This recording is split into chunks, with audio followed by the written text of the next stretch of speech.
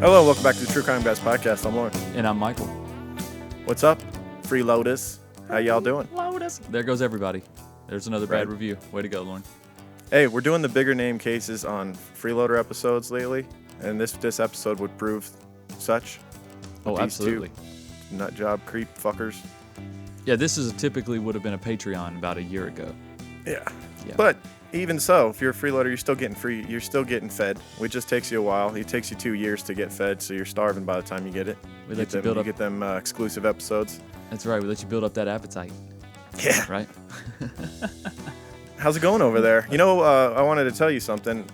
You left Las Vegas, and one thing that doesn't happen in Las Vegas, Michael, can you guess? Rain. Motherfucking hurricanes don't happen in Las Vegas. Oh no, they don't. That's a good point. Is this thing going to affect you or what? I see that it's heading up toward the Carolinas. Are you guys far enough west in that state to where it's not going to hit you very hard or what? Yeah, we're kind of right in the center of the state, so we're pretty good over here. We'll get probably some wind get some though, rain. Huh? Oh, we'll get wind and rain, yeah. But that's normal shit. Nobody's talking. I'll put it to you this way: nobody's talking about it yet. Okay. Well, shout out to everybody that's going to be affected to that. We hope you guys are doing all right. That hurricane looks pretty brutal. If you're in the Bahamas, man, you obviously can't be listening to this right now, but right. Whew, that thing is just sitting on top of them right now. It's crazy. Hurricanes are insane, man. They can come out of nowhere. You never know what direction they're going. Yeah, you just have to pay attention. The mass shootings too that just continue to fucking hit this country. Now Texas just had one yesterday. Yeah. Man, that's depressing. You can't even turn on the news anymore. You can't. Like, all right, where's the latest shooting at? Kevin Hart just wrecked a car into the fucking trees. Jesus. Almost died. Did you see that? Yes, back injuries, severe back injuries. Yeah. He may never be the same. That dude was on top of his game, man. Ever since he met The Rock, he just like took it up a notch. Did you notice that? I don't think there's a stronger-willed person though than that dude. So if there's anybody that can bounce back, I have no doubt he's gonna bounce back and he's gonna be fucking doing deadlifts in no time, even with a destroyed back. Dude, have you seen some people his just don't take stuff? excuses. They just don't like let life get them. You know, like bad shit can happen, but they'll just keep on pushing. Like he came from nothing, and look at where he's at. Yep, born and raised in Philadelphia, in the ghetto, probably West Philadelphia. On the playgrounds where he spent most of his days. Probably with Will Smith. Probably threw him on his shoulder, spun him around a little bit. Right. You imagine Kevin Hart doing that to Will Smith? Dude, he's pretty jacked. Maybe. You never I think know. he Back could pick when him Will up. Smith was all skinny. I don't know. Yeah, I was about to say Will's heavy before he now. got on that Hollywood program where they get you on HGH and fucking get you personal trainers. I feel like they have people do push-ups for you. Like I don't think you even have to be very tough to get jacked in Hollywood. They just give you the right supplements. Oh, okay. Yeah, probably. If anybody's got it figured out, it's them with the speed in which they do it. Yeah. But when you're getting paid what they're getting paid to work out, I'd be like, let's do it. Fuck yeah, dude. Although they get extra credit. People like Christian Bale when he did The Machinist and he dropped down to like 80 pounds and he would look like he was like a Holocaust victim. Yeah. That was insane. Who else did? Jared Leto did that for a scene. Remember, oh yeah. He played that guy in prison that was like super thin. Like he looked like he could die at any moment. The movie with McConaughey, Dallas Buyers Club. Is that what you're talking about? I think so. That was also McConaughey did it in Dallas Buyers Club. He had HIV. Yeah. Crazy. Yep. What are we even talking about? I have no idea, dude. You want to talk a little bit about this show? We don't get to see each other anymore, so when we catch up, we just start blabbering about everything. That's the problem. We got so much to talk about.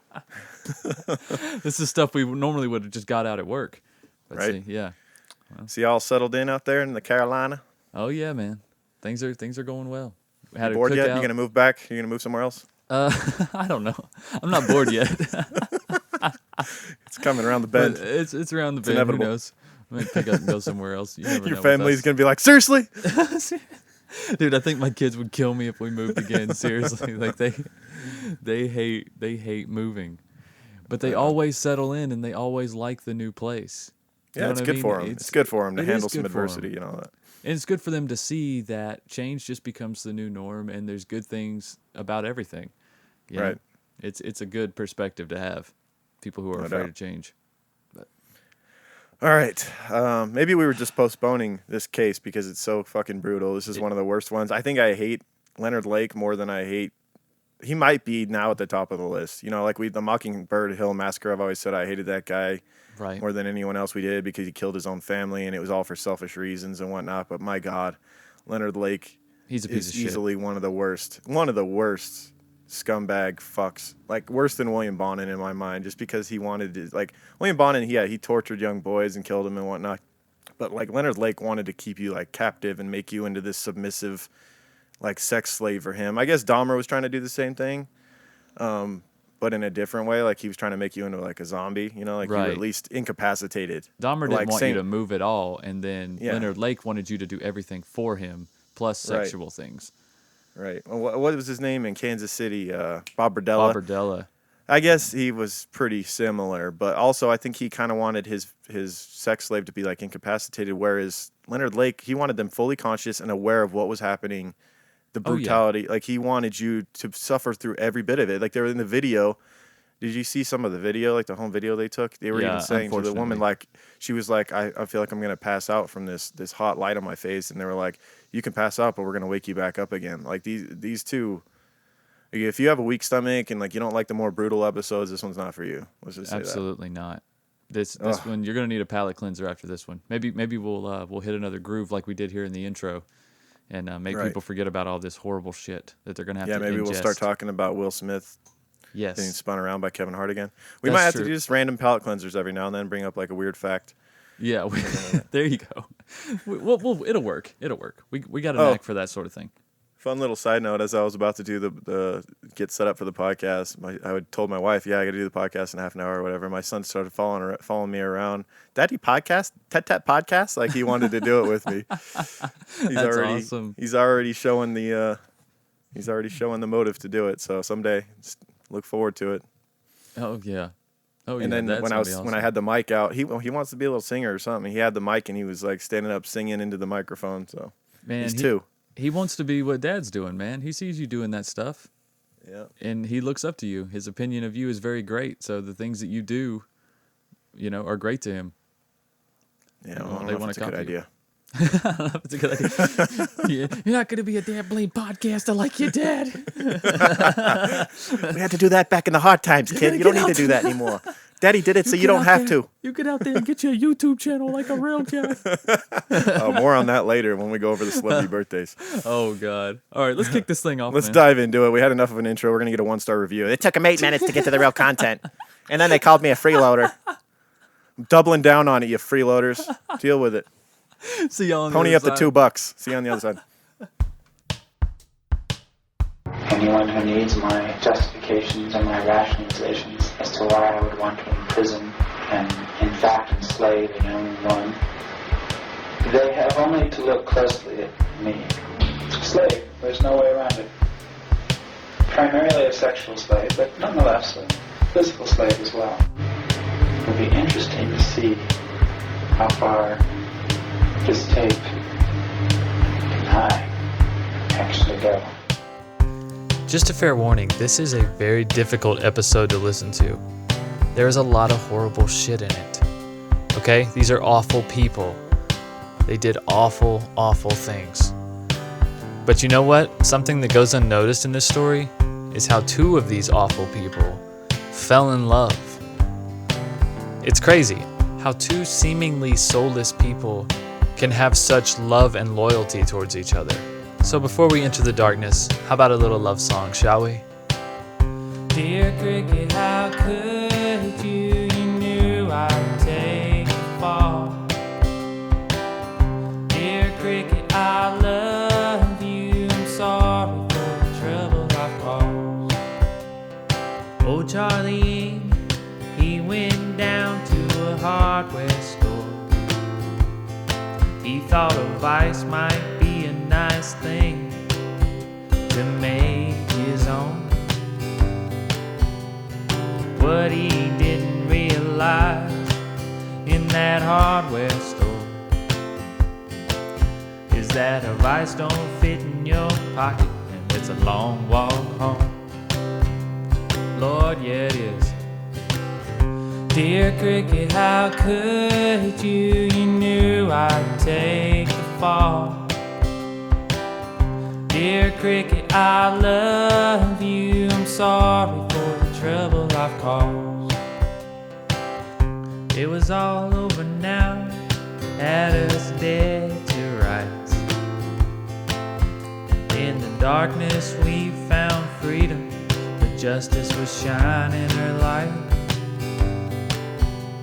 They caught old Charlie red-handed, in my car wasn't exactly mine, but at least my cricket was alright.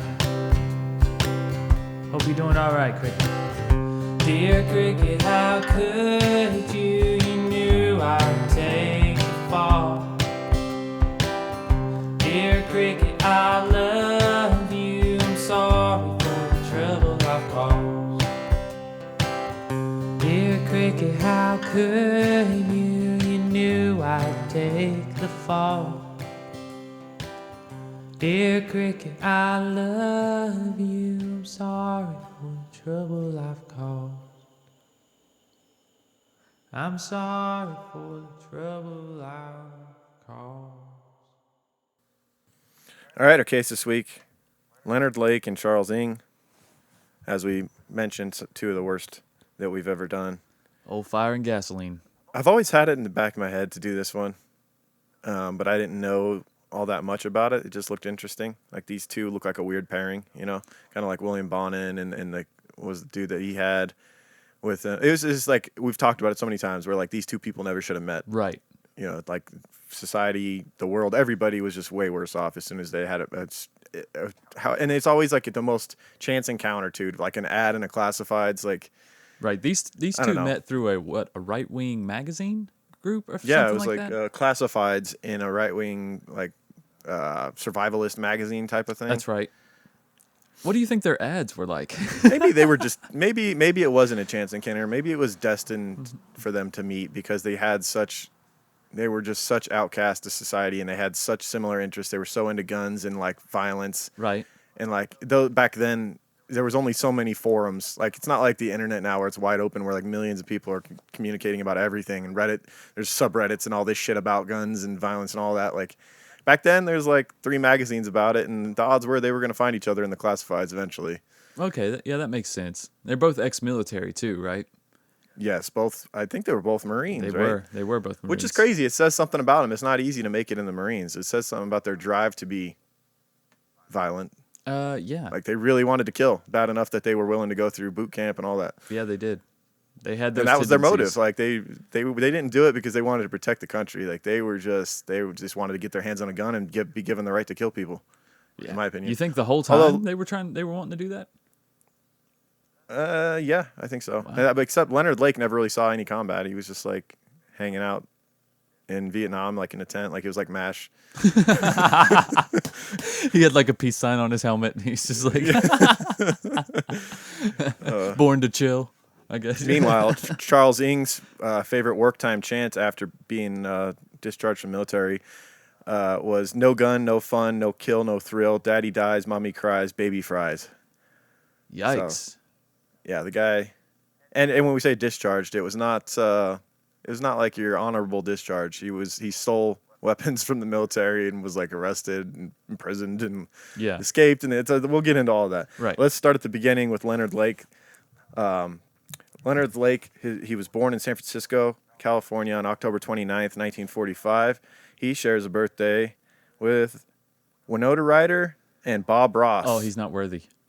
I feel like we've done Bob like this birthday. I guess we've done so many episodes that we're bound to just run into the same birthdays eventually. Right, but we can't remember because I feel like we've definitely talked Bob Ross. We've definitely talked Bob Ross plenty of times, but I don't know if it had anything to do with birthdays. Maybe it just came up naturally. Yeah, he comes up naturally now.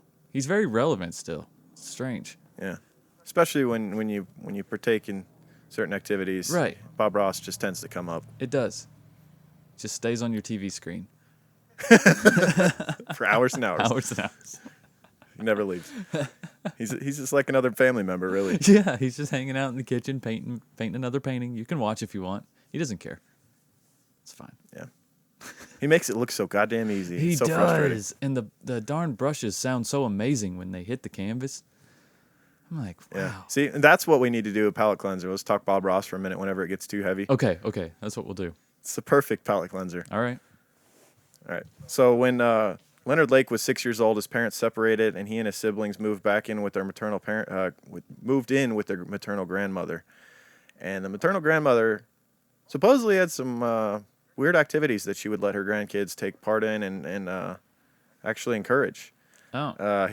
Leonard was actually reported to be a bright child. However, he had an affinity for photographing his sister's nude, which is something that his grandmother apparently encouraged. Okay.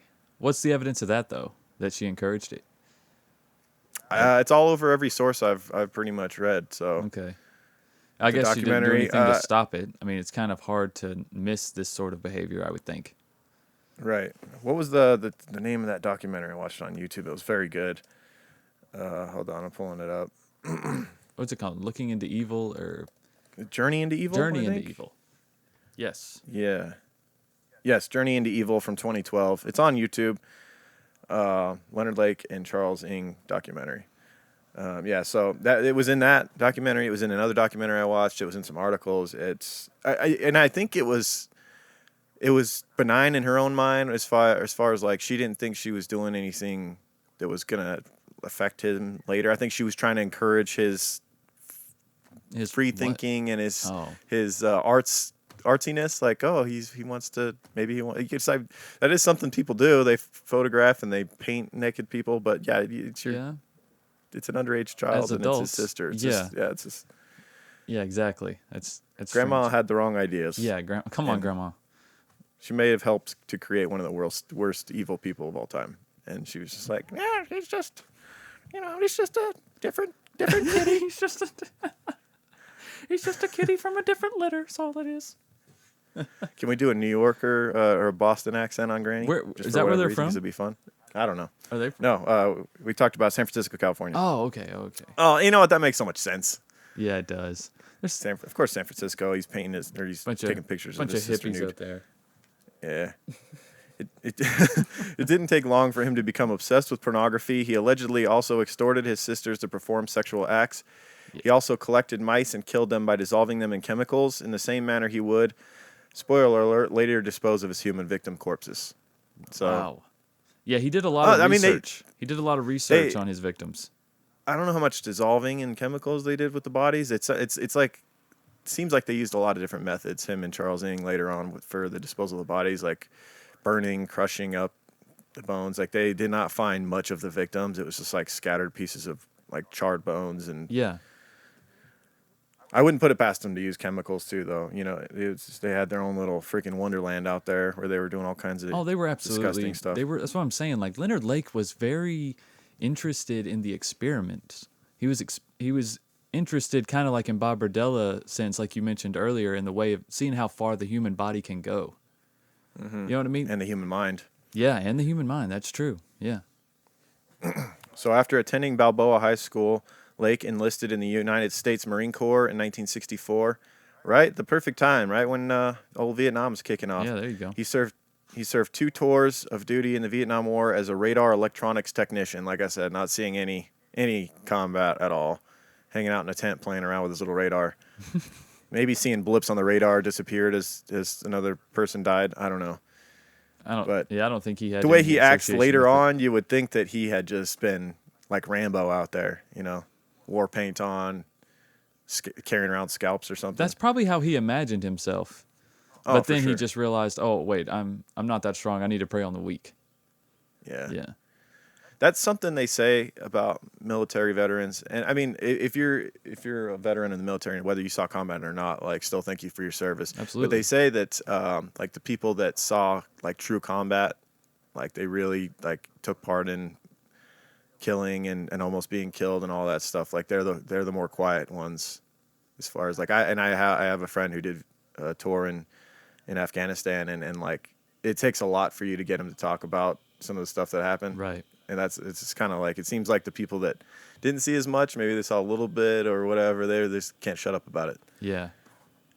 Yeah, because I can't say that I have an experience. Maybe they didn't have a traumatic experience, and if it was, I mean, if you really think about that, regardless of the reason in which you had to take someone's life, it's still going to affect you. Oh, no doubt. You know what I'm saying? These guys are still going to see this for the rest of their life. They still have to live with that decision to take someone else's life. and that's not something you want to talk about, I would imagine. Yeah. During this period, while he was in Vietnam as a radar electronics technician, he was diagnosed with schizoid personality disorder after what was termed a delusional breakdown in Da Nang. He received a psychotherapy and in 1971 a medical discharge from the Marines. So you got to be definitely going through some shit to get released from the Marines during Vietnam. It seemed like they would take anybody and everybody and throw you out there, but man, like that's how messed up he was at the time. He said he had a delusional breakdown. Yeah. He didn't get real scientific with that name. They're like, we don't know. They weren't all that scientific in the early 70s with mental illness. He's delusional. The kid's having a breakdown. I don't know. Get him the hell out of here. Yeah, this kid's crazy. Get him out of here. Right? After he's even too crazy for Vietnam. Exactly. You'd think they'd just send him out there with a gun, but then they'd probably be worried he'd be killing his own compatriots. Oh yeah, he was definitely a wild card. Yeah. After leaving the military, Lake settled in San Jose and enrolled at San Jose University, but dropped out after one semester after becoming enamored with the hippie lifestyle in San Francisco. There you go. I told you, those damn San Francisco hippies. Yeah. He's probably still taking pictures of his sister nude or something. Oh, God. He moved to a commune there and married briefly in 1975. The marriage dissolved after his wife discovered that he was making and appearing in amateur pornographic movies, usually involving bondage or sadomasochism. Masochism. So he's she this wasn't weird, into that then. Okay. Yeah, but he found someone later. Trust me, don't worry about that. Oh, okay. He found There's someone out there for everybody. On. Yeah, cricket. Somewhere out there is your cricket people. That's right. Hold on to hope. But he was like this weird cocktail of like violent tendencies, gun lover, like ex-military, like the last guy you would expect to be living on a hippie commune. The other people on the commune must have just been like, how the hell, why is this guy here? How do we get rid of him? You know what I mean? Like they're all sitting around, long hair, playing guitar, talking about Woodstock, and then here he is fucking talking about, his tour in Vietnam and how he can't wait to kill. And I don't know. I just picture him not fitting in so well.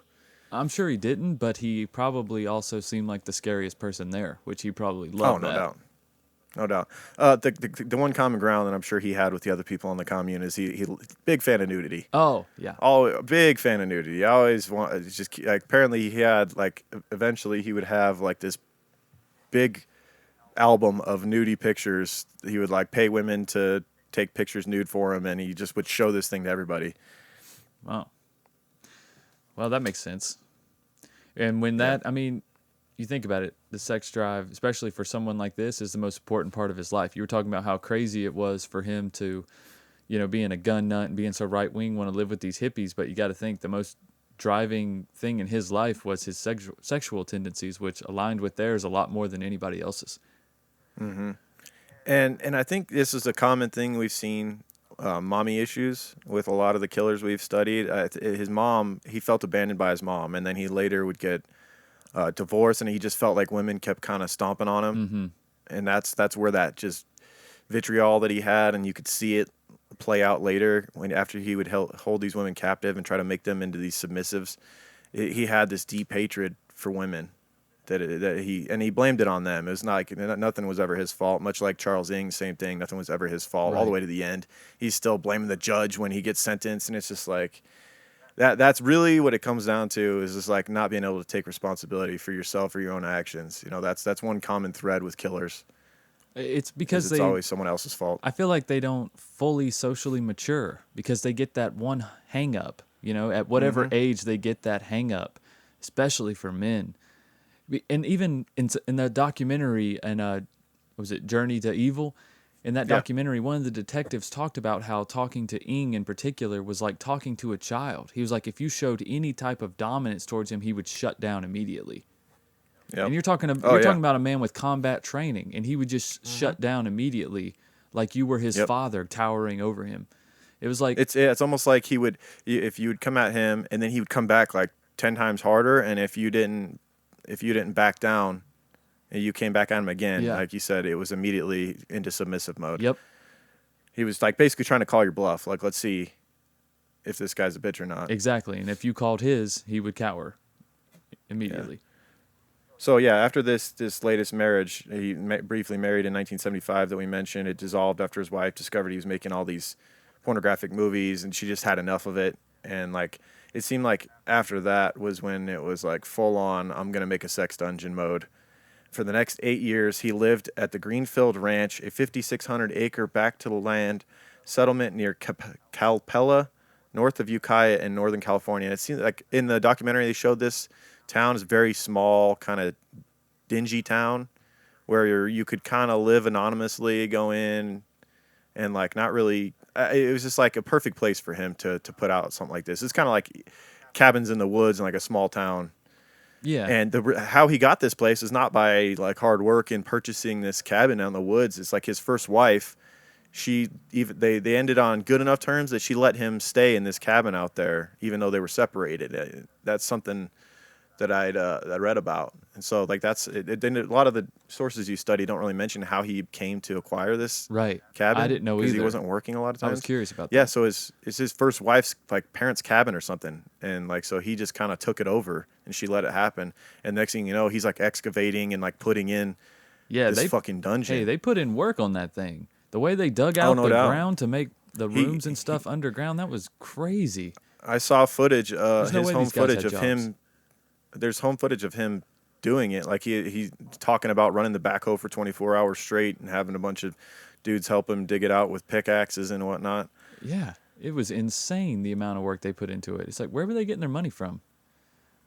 We're all motivated differently. All he just could put in the endless hours thinking about how much fun he's gonna have in there, I guess. Oh God, fucking creep. Yeah, he is. So while in Calpella, in Northern California, he met and eventually married Claralyn Ballas, better known as Cricket, who became involved in his fantasies and appeared in many of his pornographic films and should be still in prison to this day. She really got off way too easy. Kind of like with a slap on the wrist with this whole thing because she ended up testifying against them. But she played a big role in this whole thing, and she's a terrible person. Huge role. She was like the bait for a lot of these girls too. Yes, absolutely. Yep. And she knew it. And she's on film taking part in a lot of this shit and talking about it. That she's being interviewed by Lake in his home videos talking about picking up young girls, and she wouldn't mind seeing them disappear. Yep. But she got full immunity for testifying. And didn't she work at a school? I want to say she was working at a school at the time. And she had access to these young girls. Oh my God, I didn't know about that. Yeah. That says something about this little town. It's like if a girl like Cricket could be working at a school. Freaking rickety cricket.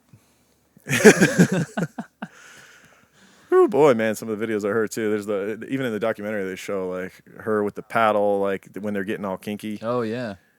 Oof. So Leonard Lake's growing fear of impending nuclear holocaust supposedly prompted him to begin construction of a bunker on the settlement grounds until the owner of the property became aware of the project and ordered it halted. The owner must have been his ex's parents, so like his ex-in-laws. Oh yeah, probably. Although he still carried on with it. I just don't. Maybe it didn't turn out as awesome as he had wanted. Right. You see the police do. There's footage of them doing the walkthrough of his bunker and finding the secret door that goes through. It just looks like a tool shed when you walk in. And the but door then looks like a trap door, right? Yes. And then there's like these little holding cells, and one of them had like a two-way mirror and shit. Very. Ugh. This is literally like a horror movie. And it's like Hostel. The holding cells were like the size of a porta-john. Yeah, like there was no room in them, and there was no light. And he could always watch you. He even had night vision cameras that he could view them when it was pitch black in there. Yep. So let's dive into the early life of Charles Ng. Ng was born in British Hong Kong, the son of a wealthy Hong Kong executive and his wife. As a child, Ng was harshly disciplined and abused by his father. Yeah, this is like the documentary described the abuse he suffered. It was very much like his dad expected a lot of him and was trying to supposedly toughen him up. He was like beating him, but the whole while saying, "I'm doing this for your own good and I love you," and like beating him mercilessly. Yeah, I wonder how mercilessly it was. Not a great way to toughen your kid up. Like you want to toughen your son up. Like when he falls down, scrapes his knee, maybe don't make a big deal out of it. Run over and pick him up and all that. Just kind of be like, "You're okay, son. Get up." Yeah. Dust it off. That's maybe the better way instead of like shoving his head in a toilet and be like, "This is for your best. This is for your own good, son." He shoved his head in the toilet? I don't know. I'm just making. Oh. No, I don't know necessarily. Maybe. I don't know. I kind of got the vibe like he was over exaggerating. Like it probably wasn't as bad as he really thought.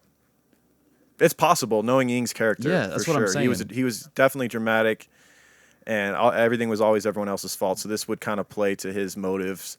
You know, like my dad made me this way, or like society made me this way by treating me like shit and all that. You know, that same old sob story a lot of the active shooters do and all that. Yep. This is other people's fault. Women, this is your fault because you didn't show me any attention. All that bullshit. Exactly. As a teenager, he was described as a troubled loner and was expelled from several schools. After his arrest for shoplifting at age 15, his father sent him to Bentham Grammar School, I'll probably butcher that, in a boarding school in North Yorkshire.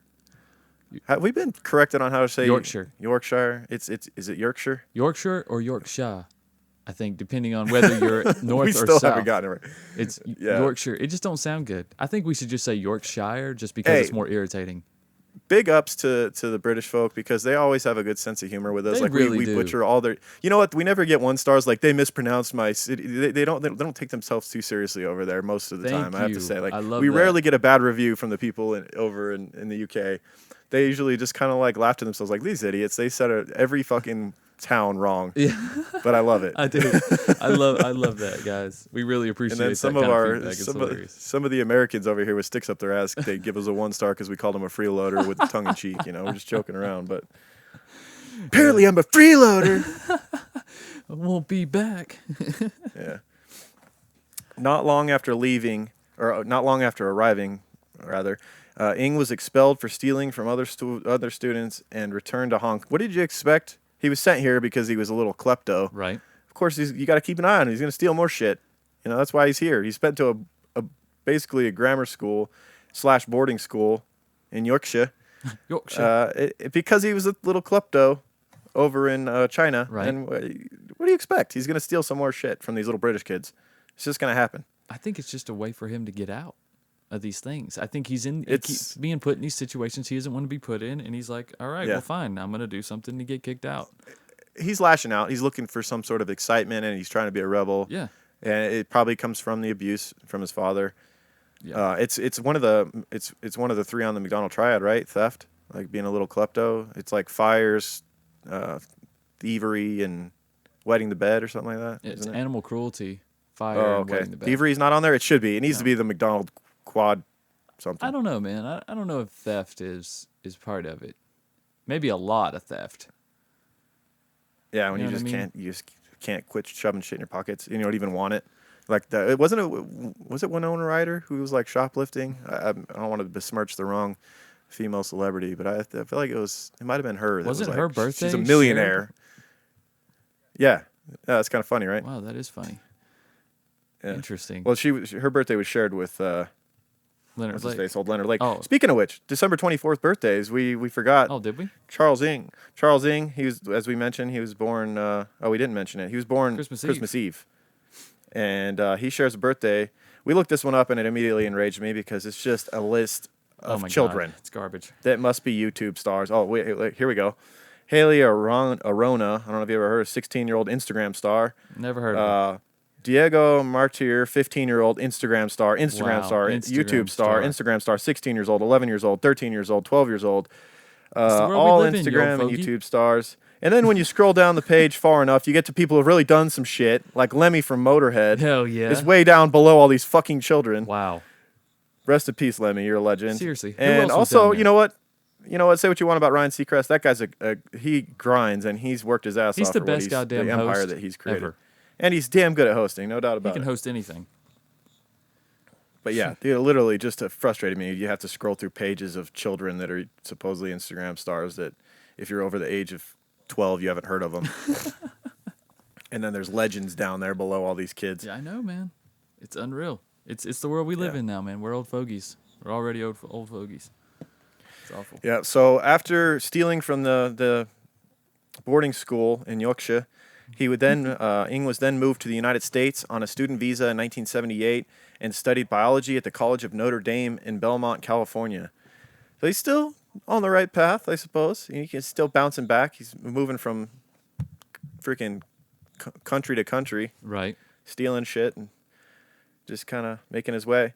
He dropped out after one semester. It was during this time that he met Leonard Lake, although they wouldn't start their crime spree for a few years. So this meeting that never should have happened.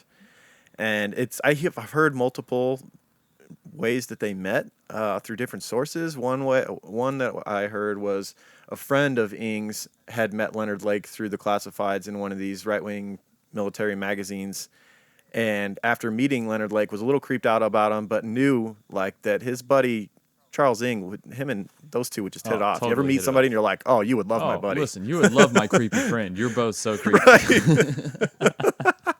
If I could just pawn my creepy friend off on you because you're creepy great. too, and then I'll just be done with it, Right. that would be awesome. Oh, so that's what you need to do. So if you have a creepy friend in your life, go try to find another one, right? Yes. And then set those two creepy friends up, and then you're free. And then know that you're going to, probably a lot of people are going to suffer because of it, though. That's the thing. True. Well, well, in life, most people, when I say creepy, I don't mean serial killer. I just mean, True. Just regular creepy. It's hard to be a serial killer in the 21st century. Yeah. Good luck. Yeah, it's tough, man. There's too much surveillance everywhere and all that shit. If you're, like we said, Godspeed. If you're trying to be a serial killer now, good luck with that. It's the age of spree killers now, unfortunately. This is where we're at now. We're so numb to this subject that we're actually wishing serial killers good luck. That's where we're at. What are we episode like 80? Wow. I don't know. That's crazy. Best of luck to you, sir. Best of luck to you. At least you're working for it, unlike these freaking cowardly freaking spree killers. Right, building a bunker and just doing everything where people can't be heard. Yeah, they're putting in work. Right. Nah, man, fuck them. Yeah. Fuck them all. Fuck everybody that kills innocent people. You're all garbage. You're all a piece of human garbage. What is this garbage? What is this garbage?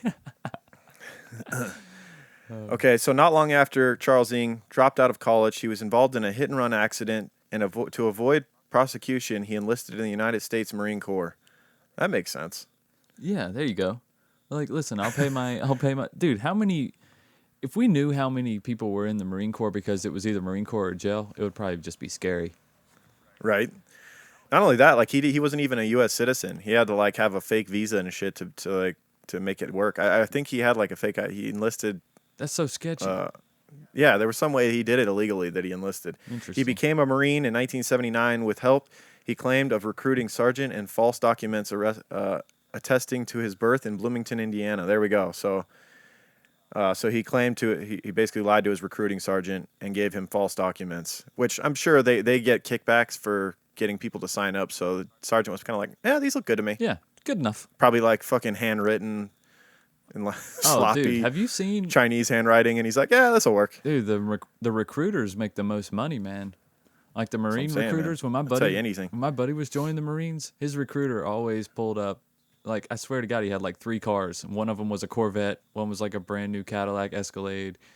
It was just funny story. The dude I was talking about that did tour in Afghanistan and shit. Yeah. When he signed up, he signed up with like a group of other kids, and like they were being driven to whatever the military base, right? Right. And the one kid that signed up at the same time as my buddy, like he wanted out. Like they had the morning he was supposed to go take this drive with sergeant and stuff. Like it was fully committing day. Right. Like they had to like basically call him and like sit outside of his house and get him to come out. And then he was trying to make all these excuses like, I'm not going to pass the drug test. I was just smoking and stuff. And the drill sergeant like stopped, got like a gallon of water and was like, chug all this water on your drive. Like trying to get him to where he passed the test and shit. Like he said, they'll do anything to get you to sign because they're getting kickbacks and, you know, the military's just trying to get you. Yeah. So, wow. Did they make him sign up? I don't remember what happened with him. But, I mean, he chugged the water. I don't know if he passed the test or not. I do know that the closer you get to signing day, the more clingy they Serious are. Things get. They get clingy. Oh, yeah. They get real clingy, man. Because they probably have a ton of people try to back out. Yeah, they don't want you getting cold feet. Yeah. It's scary, man. They need them. So old Charles Ing, he signs up for the Marine Corps, and after less than a year of service, he was arrested by military police for, guess what? Is old it stealing? theft.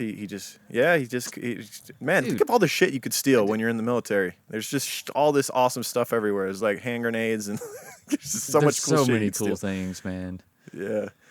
So he apparently like befriended the guy, the kid that was working at the gun desk or whatever. There's like a desk in like where you go to get weapons and whatnot, and you have to have approval to get certain things. Checked out. Behind this guy is like the coolest shit ever. Rocket launchers and all this stuff. Right. Automatic weapons. And so Charles Ng befriends him. He was pretty good at making friends, by the way. A lot better than probably. Yeah, he was a lot better at making friends than his buddy. Oh, Lake. Leonard Lake. Yeah. So he befriends the dude at the gun counter and gets him to look the other way so he can steal a bunch of automatic weapons. Oh, he gave him the old look over there. Yep. Snatched them all. Yeah. So he was then arrested by the military police for theft of automatic weapons from the Marine base when he was stationed in Oahu, Hawaii. So he was actually stationed in Hawaii when he stole these weapons. Why would you want to get kicked out of Hawaii? Right. Yeah, how bad could it be? Seriously, you're in Hawaii. Especially post Pearl Harbor, they're like on super high security alert. Like, that's probably was like the safest base in the world at that time. Not that long after Pearl Harbor. Right. Yeah, that makes sense. Or maybe it was facing. Maybe facing. Well, I think he just couldn't help himself. He's bound to steal. Every time. Oh, yeah. When faced with the option to steal or not steal, he's gonna pick steal every time. Definitely. Facing court-martial, he escaped from custody in 1980 and made his way back to Northern California, where he was reunited with Leonard Lake. Oh, together again. Reunited and it feels so good. Oh. They then held hands and frolicked through a bunch of sunflowers. Through a torture chamber. Oh. Ng managed to stay off the radar for almost 2 years, but in 1982, federal authorities raided the mobile home he shared with Leonard Lake in Ukiah. Among the items seized were a large stash of illegal weapons and explosives. Lake was released on $6,000 bond and promptly jumped bail and drifted around the state using a series of pseudonyms. Him and Leonard Lake were very good at acquiring pseudonyms and living off the radar. Like, they would just like snatch an ID from somebody, and eventually they would start killing people that looked like them so that they could steal their money and whatnot. What's funny about that is Leonard Lake was one of those guys that rants and raves about people that are taking advantage of the system and like being lazy and like the people on welfare and all that. He's one of those guys that's always raving about that. But as soon as he got the chance, he would kill people, steal their identity, and steal their retirement and their money and their cars and their houses and everything else and sell it all. That's eventually how he got caught, wasn't it? He bought a car from a guy and then killed him. Yep. Ng was returned to the Marines' custody and pleaded guilty to the theft and desertion charges. Under terms of his plea deal, he was paroled and dishonorably discharged in 1984 after serving 18 months in the military stockade at the United States Disciplinary Barracks at Fort Leavenworth, Kansas. We talked about that place before. Shoot. With old Carl Panzram. Oh, is that where Panzram was? Yeah, remember he was at Leavenworth. Oh, man. Among other places where he escaped. Yeah, about 60 years. I think Leavenworth might have been where he did the old ladder trick and broke all his bones. Damn, the old 30-foot ladder trick made out of trash never works. The old 30-foot trash ladder trick. Oh God, haven't we all been there? Yep. So let's get to why you guys are here. The murders is that why in we're 1984. Here? Well, yeah, not here for the jokes. Thank God. In 1984, after Ng was dishonorably discharged and had served his time, Lake invited him to share a cabin near Williesville that he was renting from Claire Balzas. That was his first wife. Okay, so now we're to Williesville is this dainty town. I had them mixed up. Okay. Sorry, the trailer park was the other town. This is now they have the cabin that his ex-wife, his parents have out there that they don't use that he can apparently use. And now he has invited Ng to come out here and live with him in Cricket. Lake told Ng about his plan to create the perfect woman. His misogynistic idea was that the perfect woman was 100% compliant with her man.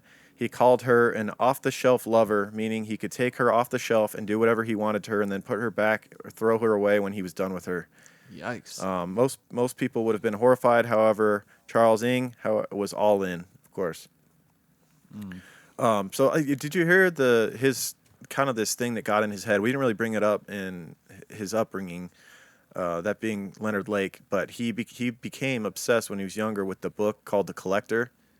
Right. Do you remember that Yes, when I studying do. this? And the book was about a teenager that was awkward and so like basically had no friends. Yes. And he collected butterflies. That was his hobby. And while collecting butterflies, he came across this girl named Miranda. He became obsessed with her, and she had nothing to do with them. Yeah, and he like captured her and made him his captive, right? And that's where Leonard Lake became obsessed and inspired by this book. That, among other things that happened in his childhood that we already went over, and his hatred towards and just women, the fact right? that with his, and just the fact that he's just probably a bad seed from the get-go, right? As well. Yeah. But yeah, the collector of that book was a big part of his inspiration, and he even into adulthood when he had this sex dungeon, he said that he was looking for his Miranda, which is kind of creepy because that's my wife's name as well, by the way. Yeah, that is creepy. But he was trying to find his Miranda, this perfect submissive woman that he could quote unquote take off the shelf and have sex with any time and then put her back. And if he couldn't find one, he was going to make one. And he had these ideas, and in his video blogs, he was basically doing video blogs back in the 80s on VHS. And they're so awkward too. He's just like sitting in a recliner, and like sometimes he's like staring at the ceiling while he's talking. Yeah, he acts like he's talking to a therapist. Yeah, yes. He's like leaned back in a chair, and he's like, "So if I abuse them enough, then I can get them to be my Miranda, my perfect submissive. By beating them down just the perfect way and keeping them locked in this room." It's just like this is where I grew to hate him, to where I just had these images of grabbing him by his neck and just bashing his face in. He was I became very violent just studying this case, as I just had nonstop images of bashing his head in. Yeah, he was an awful person, dude. The way that he spoke about his crimes reminded me of was it BTK, who was very just matter of factly. I think Ridgway was kind of like that too, but Ridgway wasn't as hateable. He was just a fucking dullard. Yeah, he was a dumbass. You know, like he just like killed because he didn't want to pay them. That's all it came down to. Like he wasn't like he didn't get off that much on killing. I don't think. Right. Ridgway was more just like, well, why would I pay him when I could just kill him? Like he was that dumb. Yeah, but Dennis Rader, the way that he talked about it and the way that he planned everything out was just, you're just a piece of trash. Speaking of which, have you been watching season 2? I haven't yet. Of Mindhunter? Mindhunter? Oh, man. A lot of BTK in this one so far. I'm a couple episodes in. I don't have a whole lot of time, or else I would have already watched the whole thing. But I've been this weekend, I've checked out a couple episodes. It's phenomenal. It's picked up right where it left off. It's great. Yeah. I love that show. Yeah. They actually had Son of Sam. An actor played him, and it was awesome. He looked just like him. Really? Yeah. Oh, man. I got to see that. Old Berkowitz. Yeah. Crazy. All right. Next to the cabin, Lake had built a structure described in his journals as a dungeon. At this point, he had probably already murdered his brother Donald and his best man Charles Gunner. So he'd murdered his best friend and lured his brother out as well, who looked quite a bit like him, and murdered them both to basically take their identities. They were both wealthy brothers. I mean, you know, compared to Leonard at least. Yeah, well, Charles was his best friend. So I mean, this just shows you this guy has absolutely no soul, no whatever conscience we have, like whatever kind of good is in us, he has none of it. He goes and executes his brother to steal his identity and his best friend. Unbelievable. That's a complete sociopath, man. He has no regard for human life. Nope. The dungeon that Leonard Lake had built was a bleak place. It was 6'5" by 3'5" room hidden behind a false wall. The only thing inside the room was a bucket and toilet paper. One of the walls was a one-way mirror, so you could see in from the outside and observe the person inside. Rules were posted on the wall. These rules, they made my blood boil, dude. Oh my god. Oh, the fucking rules were the worst. Just basically telling this woman how to behave, and basically you will not have your arms crossed, you will not show any disapproval of your master, like that type of shit. The rules were encouraging the occupant to be subservient, neat, quiet, and unless eating, always keep their lips parted. That's disgusting. Yeah. In order to lure people into the cabin, Lake would pose as a photographer and suggest they use a remote setting, as it's beautiful in the Sierra Nevadas. They targeted women with families, and when the family arrived for their photos, they would take them all captive. That's another brutal thing, is these dudes killed little children as well, which I know is a trigger for a lot of you people. So this might be the time to tap out if you can't handle violence of children. Not that we're going to cover that in detail. No, we're not going to cover that in detail because we have kids too, and we don't like that shit either. But it is a part of this story, unfortunately. Yeah, they had no qualms about killing kids to get what they wanted. You know, to get some of the worst shit about this was the footage that they had that I've seen a little bit of, was like them interviewing the moms of these families, and like they're talking. The mom is asking about their kid, like, "Where's my kid?" And they're using that against her to get her to be subservient. Like, well, we can either give the kid to another family or we can kill your kid. Like, they're literally saying that shit to these moms. And you know that they ended up killing the kid, and you ended up killing the woman they're interviewing when you're watching this footage. It was super dark and brutal to watch. And it was all just to tie up ends for them. Like, they were never going to let any of these people live. They were just seeing how far they could push these women. Yeah, and they would kill the husband/father right away, obviously, because they were a bigger threat. And they didn't. You know what I started putting together, when these when it talked about how the fathers were killed in different ways, but they were always killed quickly, You know how Leonard Lake carried the perfect dose of cyanide to kill a man? Yeah. Like, he had to figure that shit out. Mm-hmm. I mean, these are probably the test subjects, wouldn't you think? Oh, possibly, yeah. Most of these fathers of these families. I mean, he had to figure it out somehow. It's not like you can take a couple and be like, well, I'm not dead yet. Yeah, well, in some of the drawings that were later found of Charles Ng that actually helped to secure his conviction, a lot of that was a lot of the evidence they had was his drawings. This is such a strange thing about this case. Oh my God, the drawings were just disgusting. There was ones of him like laughing while killing babies. There was also some of them roasting human beings alive, which is quite possibly something that was going on. And they might have been doing that to the men as well. There's like evidence that putting them over a fire. Yeah, there are fire. There were like bonfires that were found all over the property, and there were charred remains. And it's quite possible, according to the drawings, Ng showed that the person was screaming like obscenities at them while they were being burned alive. So it's possible they were not even killing them and burning them; they were burning them alive. Yep. There's a lot of evidence to back that up, and there's a lot of evidence to back up almost all of the drawings that Ng made. I don't think these were just from his imagination. Well, I mean, they were from his imagination, but they happened. Were also possibly recreations of something recreations. that happened. I believe that. I believe that entirely. Yeah. So over the next year, Lake and Ng began a pattern of rape, torture, and murder. Their victims included their neighbor Lonnie Bond, his girlfriend Brenda O'Connor, their infant son Lonnie Jr., and Harvey and Deborah Dubbs, and their young son Sean.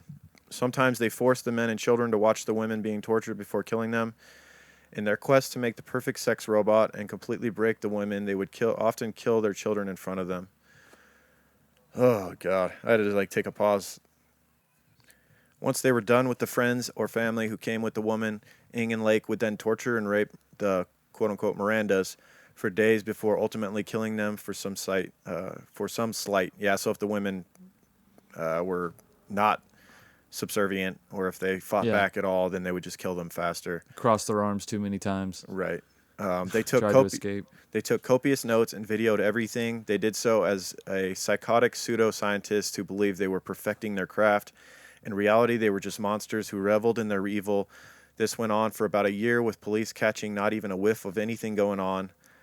There was the woman that ended up getting, kind of helping to get them caught, was a woman whose brother had been killed by these two, but all she knew was that her brother went missing and that he had posted his car in the classifieds to be sold for like $6,400 or whatever, and she thought maybe that was whoever had called about that had been the person to kill her brother, or was the reason he was missing. And so she so she initially reported her brother missing, and the cops told her, well, anyone over the age of 6 years old, we're not gonna look for a missing person over the age of 6. And she said, well, I'm also reporting his car stolen. And they immediately started looking for the car. And she's just blown away. Like, how is it that they're not willing to look for a missing person, but they'll jump on this car that's worth $5,000 right away and start looking for it? But she consistently every month would report this car stolen and keep it on the hot list of stolen cars. And eventually that's what connected the police to these two. But we'll get back into that. Do you think it's just because of the manpower? It takes a lot less manpower to look for a car. Yeah, I suppose. Than it does a person. You know what I mean? Maybe they didn't have the manpower to do a full person search. Yeah, and in the 70s and 80s in California, how many serial killers have we studied in the 70s and 80s in California? Right. Like they're a little busy. Oh, another missing person? Busy. Cool. Let's just say he ran away. Yeah. Because we have thousands of people that are missing. All right. Where are we going for lunch? Oh, you said you got a car? You got a car? Okay, car. That's easier to find. Ah, damn it. Okay, we'll find the car. Yeah.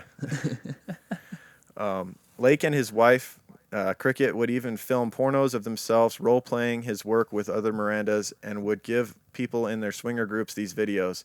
Other known victims included relatives and friends who came looking for Bond and O'Connor, 2 gay men, and some workmates of Ing. So we talked a little bit about The Collector. The Collector was a novel by John Fowles, tells the story of a woman named Miranda who was kidnapped and enslaved by a sexual psychopath. Both Ing and Leonard Lake were big fans of this book, and the fantasies they derived from it inspired them to carry out their heinous crimes. In fact, this novel turned out to be so influential that the killers actually named their project after the book's protagonist, calling the crime spree Operation Miranda. Ing and Lake weren't alone in their appreciation of this bleak novel. Serial killer Christopher Wilder, who also killed 8 women in the 1980s, was also said to have been an avid fan. So yeah, this is like the. I wonder what that author would think. This is like the incel Bible right here. Yeah, I mean, it's creepy. It's like video games and violence and stuff. Like people trying to blame that. It's like how many people have read that book? Millions, right? And they don't have sex dungeons, you know what I mean? And then how many people play video games? I've played Call of Duty and every other violent game, Grand Theft Auto, and I don't have any violent tendencies towards humans. I'm the last, you know, I actually detest it. I hate violence. So yeah. But fun to kill virtual things that don't have any pain or they're not real. They're just, you know, a program. So absolutely, it is fun. Yeah, and it's just Get a your book. what ifs out on Grand Theft Auto. Yeah, it's just a book based in fiction. So there's a lot of violent books out there that are fiction based that don't lead people to kill. It's just like it just clicked with these two, and they probably would have done this shit regardless. They would have found another thing that inspired them. Oh yeah, this was just something to relate to. This was just maybe one more thing to make them feel normal or like it's a normal emotion. Mm-hmm. And maybe, I don't know. Like we talked about that before, where people, they kind of feel some way inside, but their immediate surroundings, their family, their friends may make them feel that is strange. But online, or through a book, or through a piece of art, they can relate. Yeah. And it makes them feel more normal, and it gives them the confidence to keep going. And I think these two meeting each other, plus these things like this novel and their political beliefs and everything, it just kind of sparked that fire between them two. Yeah. Let's talk about the confirmed victims. 1983, May 22nd, Charles Gunner, who was 36. And then in 1984, July, the Dubbs family. Harvey Dubbs was the father, 29 years old. Deborah Dubbs was a 33-year-old mother. And Sean Dubbs was the 1-year-old son. In October of 1985, Randy Johnson, 34. 1985, April, Michael Carroll, who was 23. After April 12th, Kathleen Ellen, 18 years old. April 19th, the Bond family, which consisted of Lonnie Bond, 27 years old, was the father. Brenda O'Connor was the 19-year-old mother, and Lonnie Bond Jr. was the 2-year-old son. Then there was Robin Stapley, 26, and there's a list of possible victims as well. Donald Lake, which was Lake's brother. That's I'd say more probable than possible. Definitely, I'd say he killed his brother and stole his identity. There's a good chance. Absolutely. And then in 1984, some more possible victims. Jeffrey Askren, 30 years old. Donald Guletti, 36-year-old, was allegedly shot by Charles Ing. November 2nd, Paul Cosner was 39. And then in 1985, Clifford Parentinow was 23, and Jeff Gerald, 25. And the number of the victims supposedly was around 25. Let's get to their arrest. On June 2nd, 1985, Ing was caught shoplifting a vice from a hardware store in San Francisco and fled the scene. Lake later drove to the store and attempted to pay for the vice, but by then the police had arrived. And remember the woman I talked about who said her brother went missing and he had the classified car and all that? The car that Leonard Lake was driving when he went to try and pay for the vice was the car of the missing brother. Officers noticed that Lake bore no resemblance to the photo in his driving license, which carried the name of Robin Stapley, a San Diego man reported missing by his family several weeks earlier, and that was the woman that was her brother, was Robin Stapley, and he was using his ID and driving his car. He was arrested after a gun equipped with a prohibited silencer was found in the trunk of the vehicle, and later he was positively identified via fingerprint search. When Lake was arrested, he was immediately interrogated by authorities about the gun, the stolen car, and the missing man that had been stolen from.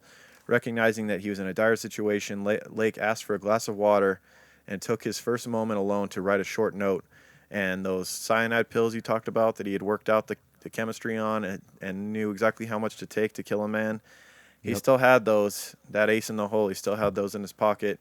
He removed his pocket. Yep, he removed the 2 cyanide pills from his lapel, so I guess they'd probably searched him, so he had to hide them somewhere sneakier than that. He had them in his lapel. He swallowed the 2 cyanide pills, leading to his death a few days later. And we know cyanide is not a fun way to go, so that's one little bit of solace we have, is that it's definitely a painful death if you've studied Jonestown at all in Jim Jones. Right. Cyanide's not a good way to go. And that was one of the saddest parts of Jim Jones, and that what we call a massacre, not a mass suicide, because a lot of those people didn't want to go. And if you haven't heard that episode, go check it out. But cyanide's not a good way to go, is what I'm saying. No. And it took him a few days to die, but I'm sure a lot of that he was unconscious. Seizure.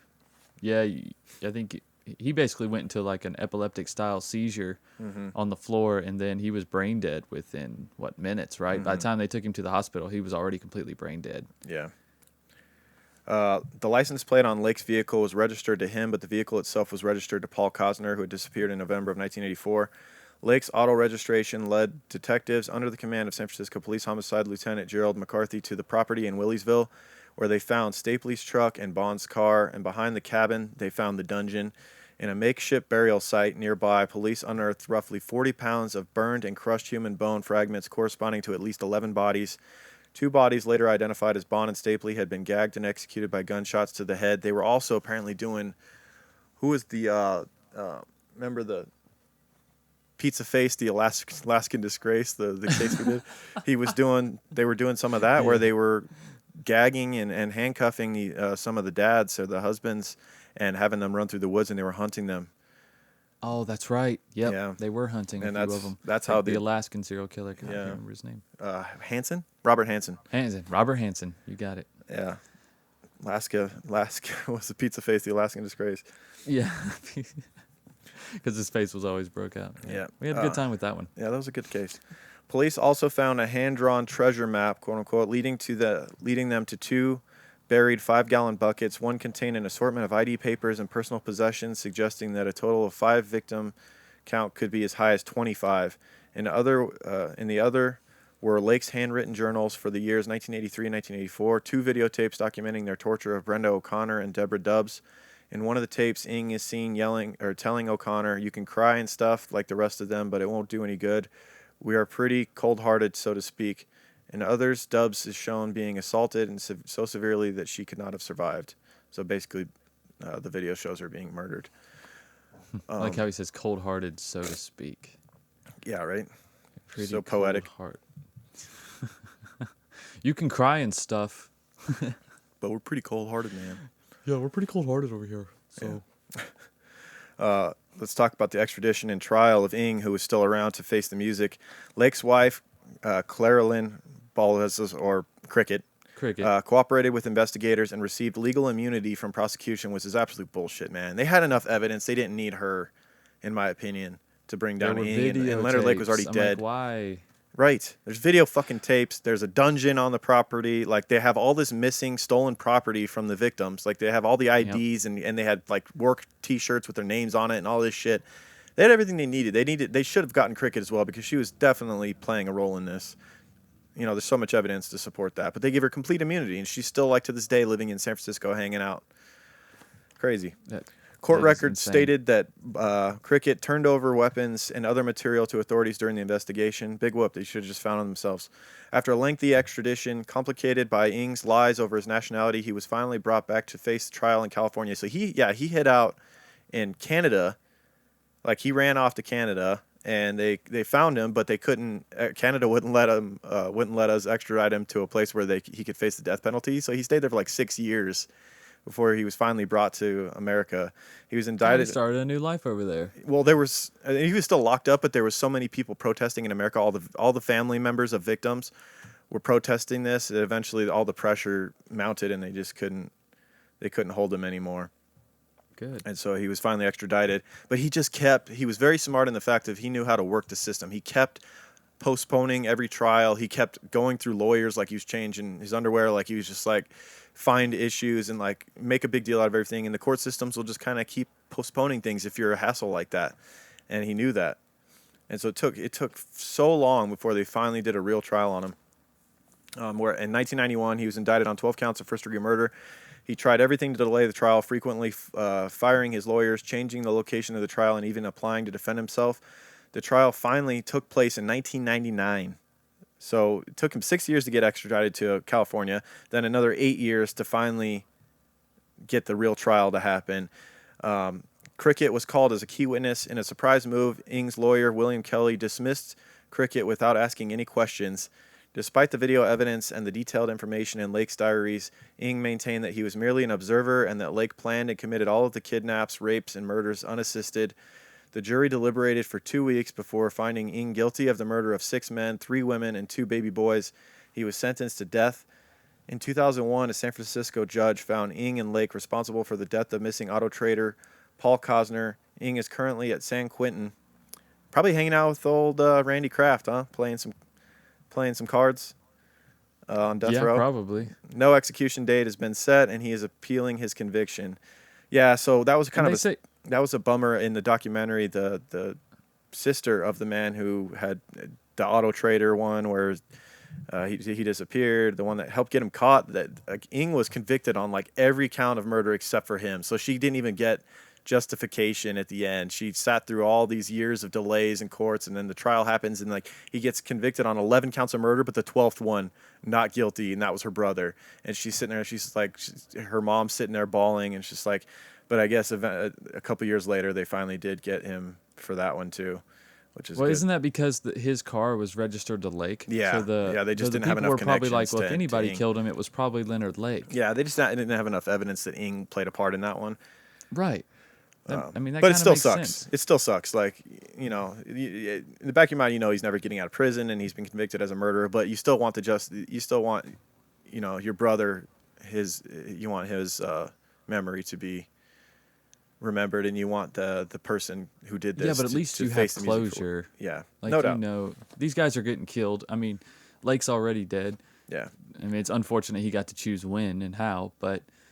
Ng's going to be killed, even though the documentary said it was unlikely that he'd be killed even in the next 15 years. So yeah, I guess we're a little behind. He'll die in prison, but he won't die of lethal injection or nothing like that. He's just going to sit there and take up tax dollars, and it is what it is. Like I said, hanging out with Randy Kraft, shooting the shit. Yep. Randy Kraft is still there too, right? Yeah. Man. As far as I know, I don't think he died, did he? I don't think he's died yet, unfortunately. And he's been there because he just got life, didn't he? Who? Randy? He didn't get the death penalty. Well, he was on death row, but they just never got around to killing him. Oh, they just never got around to it. Yeah. They just keep forgetting. He's just over there being quiet in the corner. He's just helping. He's so damn helpful. I mean, he's a great cook. Yeah, no doubt. He's just such a nice guy. I know he killed like 60 something. That was years ago. He doesn't even have the energy for that anymore. Right. And as far as Ng, as of August of 2018, official California Department of Corrections and Rehabilitation records show Ng still awaits on death row at San Quentin State Prison, and he'll stay there. And it's way more expensive to have them on death row than just have him in Gen Pop. And he's way safer on death row too, which sucks. It's like, just put him in Gen Pop. You're never going to actually kill the guy. Maybe he can get shanked if you put him in general population. Man, for being a baby killer, he would be. Yeah, because he ain't gonna make it all that well in general population either. He's looking a little soft, and he looked like he become somebody's bitch pretty soon. Oh yeah. Well, that's what he needs. The perfect shelf lover, right? He can be someone. Yeah. Be someone else's would that be shelf ironic if he became somebody submissive? Guy just grabs him off the top bunk. It's time. Oh, it's perfect. And it goes full circle. There we go. Yep. Ng is now somebody's Miranda. Right, that's what he calls him too. Yeah. What's this book you got? Starts flipping through it. Right. Oh, let me collect that ass. Yeah. All right, that's it for man. Charles Ng and Leonard Lake. We hope you guys hate him as much as we hated him. Yeah, if you really want to hate them, if you still don't hate them for some reason, go watch that documentary. Burn in Hell, Leonard Lake, and Charles Ng, soon to join him in hell. Hopefully getting pineapple shoved up your ass next to Hitler. They need it. Yep. They need it twice a day. Yep. But some people that aren't going to burn in hell, our listeners and people who have gone and rated and reviewed our podcast, have a special place in heaven. They do. That's a guaranteed way to get in, the pearly gates. Oh. It's like when God's looking over the list of things you've done in your life, that's definitely going to rank highly. Oh, you've rated and reviewed True Crime Guys podcast. You're a shoo-in. Oh, dude, yeah, that's a good point. Maybe you should review it twice just to be sure. You know I don't what? think you can review it twice. Actually, you think should it ruins just go. The first one you do that. A review would be like repenting. In the Catholic Oh Church. yeah, whenever you do something bad. Yeah. It's like a get out of jail free card. Just go rate and review again, and you're good. Yes, you just go repent. You just update that review, and the higher the stars, the more forgiven you are. All right, so these people took the time to go rate and review, and we're going to give them a shout out for that. Even if you don't want a shout out and you don't care, if you could just go click 5 stars, that helps as well. It helps the podcast out, so we appreciate that. But Bina Jet, thank you. Lorio, 'R, thank you. Jim Matsko, don't thank you. Fuck off, one star. Dutchy Nubbins, 89, thank you for the 5 star. MJ Tink, 5 star, thank you. Flash 0250, thank you for the 5 star review. Too many podcasts, only 2 ears. Thank you for the 5 star review. Said we're the best. Thanks for your show. Penelope, 5 star. Thank you. Said we're a great show, funny and down to earth host. Thank you. Let's see. DVL Critter. Thank you. My daughter just introduced me to the podcast, so shout out to you and your daughter. Thank you. Chantel Nicole. Thank you for the 5 star. Said she was searching for a new true crime to binge. Listened to several, and they couldn't hold my attention. I happened upon yours, and I'm hooked. Damn. You make me giggle. I like your content. Thank you. Polly Purebred. Thank you for the 5 stars. Abby Fott. And Sam Fierce. Thank you. A bunch of fire emojis. Gotta love that. Oh, it hell really yeah. pops. I love to see fire emojis on the reviews. Even if you leave a bad one, just put some fire emojis on there. Yeah, if you don't want to write a review, just put fire emojis. Yeah, just put fire emojis and 5 stars. and then you'll get it. And then you'll get a shout out. Yeah. That easy. Unfortunately, we don't see the people that just rate. They just go and click 5 stars. They don't write anything. Yeah. That's the only way we can give you shout outs if you type something in there. So. Right. Fire emojis is the perfect thing. Yeah. All right, cool. All right. Don't we have a sponsor that makes us smell amazing? Oh, we do. Oh my Gaia, we do, man. We do. Oh my Gaia. If you don't know what Oh my Gaia is an innovative all-natural deodorant, fragrance, and beard oil company specializing in paraben and aluminum-free products. Their innovative line of deodorants inhibit the growth of odor-causing bacteria while maintaining effectiveness. At Oh my Gaia, they use only all-natural paraben and aluminum-free organic ingredients. And talking about smelling good, there's vanilla, cherry almond wood. There's cherry almond, or sandalwood, or lavender, or lemongrass, or Egyptian musk. That's one of my favorites, by the way. Coconut, dreamsicle, leather, lumberjack. And we have our very own scent, don't we, Lauren? Covers all True Crime Pine. Covers all of crime. Pew, pew, pew. The True Crime Pine covers all of your weird sense of, things that you may be involved in. If you have a sex dungeon, right? Just smear True Crime Pine on it, and the police will never find it. Just put a little on the door, I think, and they'll just be like, yeah. Is this solid? The tracker dogs will just walk right by. Is this solid pine? This smells amazing. And they'll just be admiring the workmanship.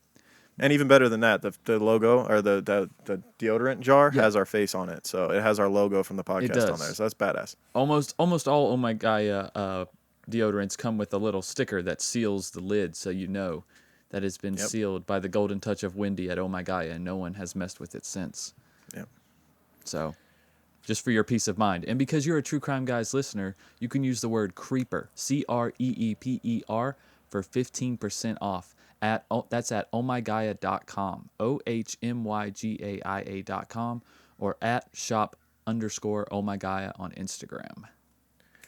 And if you're tired of being a freeloader, if you want to pony up the $2 a month and to go get a bunch of bonus content, exclusive episodes, be a part of the giveaway. Don't we got to do a giveaway? I feel like it's been forever. We do need to do a giveaway. Yeah, we need to do a giveaway. So we're going to do that like right after I get done with my spiel about our Patreon. Patreon.com/truecrimeguys. $2 a month gets you all of our bonus content. And it gets you into the giveaway as well. And there's also other perks, like $5 a month. You get the Primo Gold Creep Van sticker. This is very prestigious. That's right. And only like a select few in the world have it. And if you think you're getting into heaven for a rate and review, that's like the gold sticker. You could pretty much get away with murder, and still, if you have that sticker, you're getting in. Yeah, you're definitely getting in. You just show that, just put it on your shirt or something. We just had a listener write in, I think what was it, on Twitter? She said she wrecked her car, and then she was more disappointed that her gold sticker was on the back of it. Oh, no. Yeah, so dude, maybe she needs to hit us up. We'll send her another one. Yeah, we need to get in touch with her. If the gold sticker was on your car and you get in a car wreck, you know, if you pull a Kevin Hart, right, and it's not your fault. No, I'm just kidding. No, if it's even if way, it is your fault, or it's not. even if it's your fault, we'll still replace the gold sticker. We need pictures though, right? We need some kind of proof. Yeah, we need proof. Can't everybody just be going around? Oh, I got in a wreck. Yeah, sure. Right. Okay. And don't go just stick your gold sticker on a wrecked car and then peel it off. We know your games. We know. Yeah, we need to see registration. We need social security number. Right. We need fax a copy of your license and the incident report. Okay, and that's all you got to do. Is that it? Bill of sale as well. Bill for what? For the car. Oh, for the new car? Yeah. Okay. All right, man. Is there anything else? Oh, the giveaway. The giveaway. That's right. All right. Hold on. Well, let's pause so we can go back into the future and get the giveaway ready.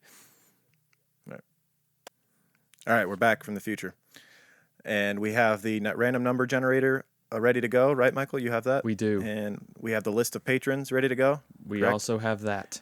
And I'm here to do the drum roll. All right, drum roll, please. Number 484. 484. Scanning. Who is 484? Please stand up. Janine Prime.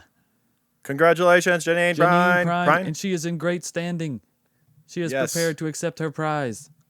All right. So, Janine, hit us up. Message us on whatever, Instagram, Facebook, or on Patreon. Patreon would be fine, too. Patreon's easy. Yeah. And send us your address, and then also go through our stores on Redbubble and what's the other one? Kin Custom. Yeah, KIN Custom. True Crime Guys. We have a store on there for all of you out there as well. If you want to go, we have merch on there. You can buy stuff. And guys, if you're having trouble finding it, I put a link to both stores at the bottom of every episode. You guys can go down there, Patreon link, the store links, Facebook, social media. All those links are down at the bottom of what more do you need, every single episode. Quit your bitching. Go buy some shit. All right, Janine Prime, hit us up. You don't have to buy shit. Pick one thing for free, no matter what it is. We'll get it out to you. All right, and next week we have another freeloader episode, correct? Yes, we do. All right, y'all. We'll see you next week. We got to pick out a case in the next day. Yeah, we got to hurry. Maybe another Bloodlands. Oh, Harold Schechter. We should look into those again. All right, y'all. We'll see you next week. Yep. Keep creeping, guys. True crime guys, in the desert we like a mirage. It's okay if you clicked on us cause you thought we was True Crime Garage. Now we ain't mad at you, sit down, let us talk at you. I'm talking to the creeper army, we out here making murder. True crime guys, in the desert we like a mirage. It's okay if you clicked on us cause you thought we was True Crime Garage. Now we ain't mad at you, sit down, let us talk at you. I'm talking to the creeper army, we out here making murder charming.